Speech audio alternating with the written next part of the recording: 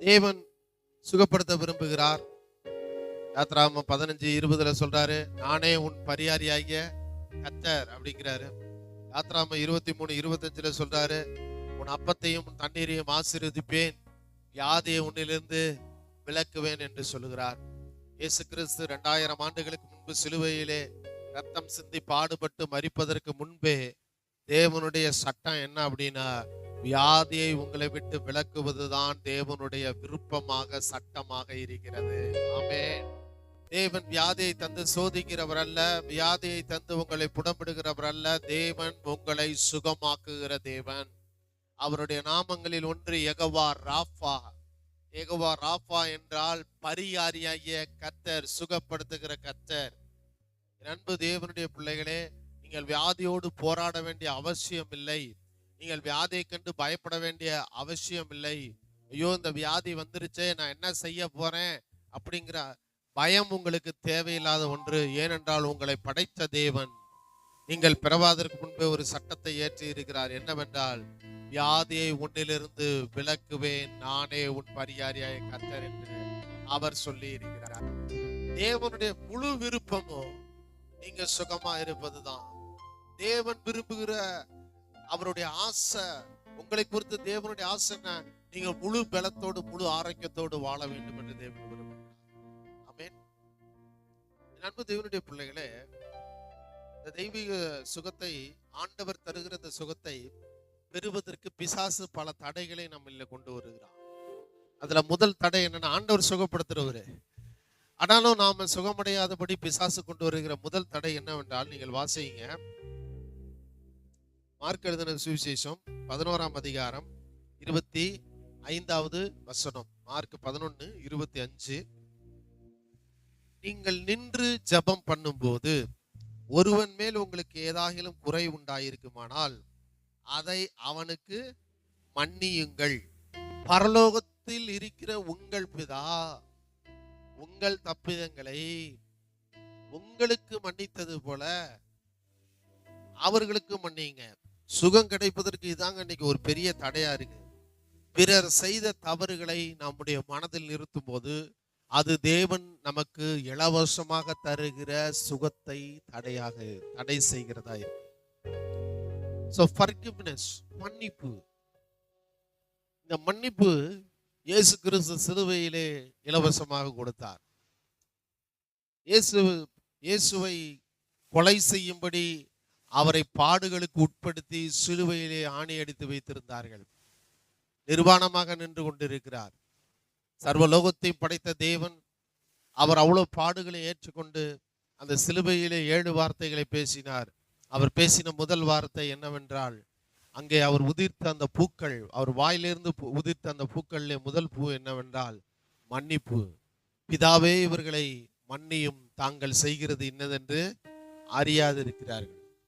உங்களுக்கு விரோதமா ஒருத்தவங்க பேசுறாங்க, செயல்படுறாங்க அப்படின்னா அவர்களுக்கு தெரியவில்லை தேவன் இரக்கமுள்ளவர், அனைவருடைய தப்புதங்களையும் மன்னிக்க கூடியவர் என்பதை அறியாமல் அவர்கள் செய்கிறார்கள்.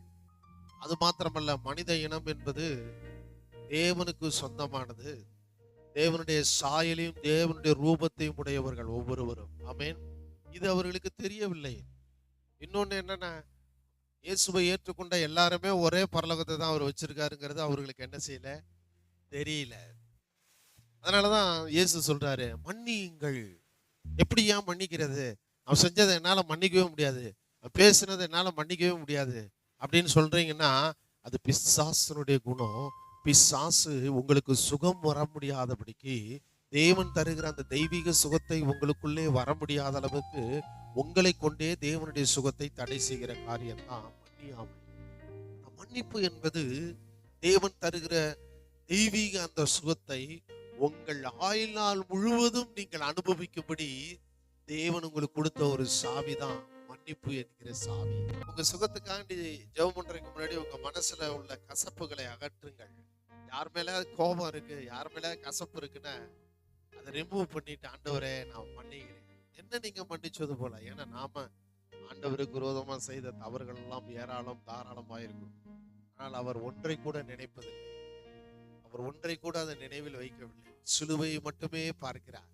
சிலுவையிலே நமக்காக சிந்தப்பட்ட அந்த ரத்தத்தை மட்டும் தான் பார்க்கிறாரு. இயேசு கிறிஸ்துடைய ரத்தம் சகல பாவங்களையும் நீக்கி உங்களை சுத்திகரிக்கிறதை மட்டும்தான் பார்த்திருக்காரு தவிர நீங்கள் செய்த தவறுகளை ஒரு நாளும் கணக்கு வைத்துக் கொண்டு உட்கார்ந்து எழுதி கொண்டு இருக்கிற தேவன் அல்ல. இயேசுவை ஏற்றுக்கொண்டவர்களுக்கு 100% மன்னிப்பு நிச்சயமாய் இருந்து அவர்கள் பரலோகத்துக்கு சொந்தக்காரர்களாகவும் சுகத்துக்கு சொந்தக்காரர்களாகவும் தேவனுடைய ஆசீர்வாதத்துக்கும் ஐஸ்வர்யத்துக்கும் பிள்ளைகளாகவும் இருக்கிறது போல, அன்பு தேவனுடைய பிள்ளைகளே, அவர்கள் மன்னிக்கிறவர்களாகவும் இருக்க வேண்டும். எபேசியர் 4:32 ஒருவருக்கொருவர், பக்கத்தை சொன்னீங்கன்னா பக்கத்துல இருக்கவங்களும் எடுப்பாங்க. 267வது பக்கம், புதிய ஏற்பாட்டில் 267வது பக்கம் வாசிங்க.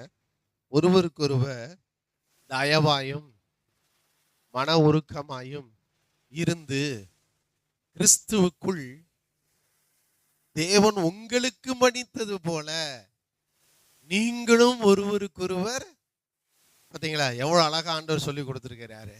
நான் உனக்கு மன்னித்தது போல நீங்களும் பிறர் என்ன செய்யுங்கள், மன்னியுங்கள். என் அன்பு தேவனுடைய பிள்ளைகளே, மன்னிப்பு என்பது என்ன அப்படின்னா, இந்த சுகங்கிற அந்த பெரிய ஆசீர்வாதத்தை பெற்றுக்கொள்வதற்கு அதை பூட்டி தடை செய்கிற ஒரு பூட்டு, அந்த பூட்டை திறக்கக்கூடிய சாவி தான் என்னது, மன்னிப்பு. சொல்லுங்க, என்னது, மன்னிப்பு. நீங்க எப்ப அந்த மன்னிப்பை கையில எடுக்கிறீங்களே, சாவி உங்க கைக்கு வந்துருச்சு. நீங்க மன்னிக்க மன்னிக்க சாவி திறந்து பரலோக தேவனுடைய சகலவித ஆரோக்கியமும் ஆயுசு நாட்களும் நீடித்த வாழ்வும் உங்கள் சரீரத்தை சூழ்ந்து கொள்ள ஆரம்பிக்கும். நீங்கள் பிறருடைய குற்றங்களை மன்னிக்கும் போது, மன்னிக்கும் போது அந்த எபேசியர் 4:32 சொல்றாரு, கிறிஸ்து உங்களுக்கு மன்னித்தது போல. அதாவது கிறிஸ்து எப்படி நமக்கு மன்னிச்சாருன்னா, எந்த ஒரு கண்டிஷனும் வைக்காம மன்னிச்சார் நம்மள. அப்படித்தானே? நான் சிலுவையில பாடுபட்டு ரத்தம் சிந்தி நான் மறிப்பேன், நீ மன்னிப்பை ஈஸியா பெற்றுட்டு போவியா? அப்ப எனக்காவது ஏதாவது ஒண்ணு செய்யி, அப்பதான் மன்னிப்பேன் அப்படின்னு ஒரு கண்டிஷன் வைக்கவே இல்லை இயேசு கிறிஸ்து. அவருடைய நாமத்தின் மேல் விசுவாசம் உள்ளவர்களாய் அவரை ஏற்றுக்கொண்டவர்கள் எத்தனை பேர்களோ அத்தனை பேர்களும் தேவனுடைய பிள்ளைகளாகும்படி அதிகாரம் கொடுத்தார். இயேசுவை ஏற்றுக்கொண்டவர்களுக்கு எந்த ஒரு கண்டிஷனும் வைக்கல மன்னிக்கிறதுக்கு. அவங்க பாவத்தை நீக்கிறதுக்கு இயேசு கிறிஸ்து எந்த ஒரு கண்டிஷனும் இன்னைக்கு வைக்கிறது இல்லை. இன்னைக்கு நீங்க மன்னிக்கணும்னா அன்கண்டிஷனலா மன்னிக்கணும். ஆமீன் சொல்லுங்க. கிறிஸ்து உங்களுக்கு மன்னித்தது போல, கையை தூக்கி சொல்லுங்க பார்க்கலாம். கிறிஸ்து எனக்கு மன்னித்தது போல நானும் மற்றவர்களை மன்னிக்கிறேன். மன்னிப்பு மாபெரும் விடுதலையை என் சரீரத்திலே கொண்டு வருகிறது. மன்னிப்பு தேவனுடைய தெய்வீக சுகத்தை ஆயுள் நாளெல்லாம் எனக்கு தருகிறது.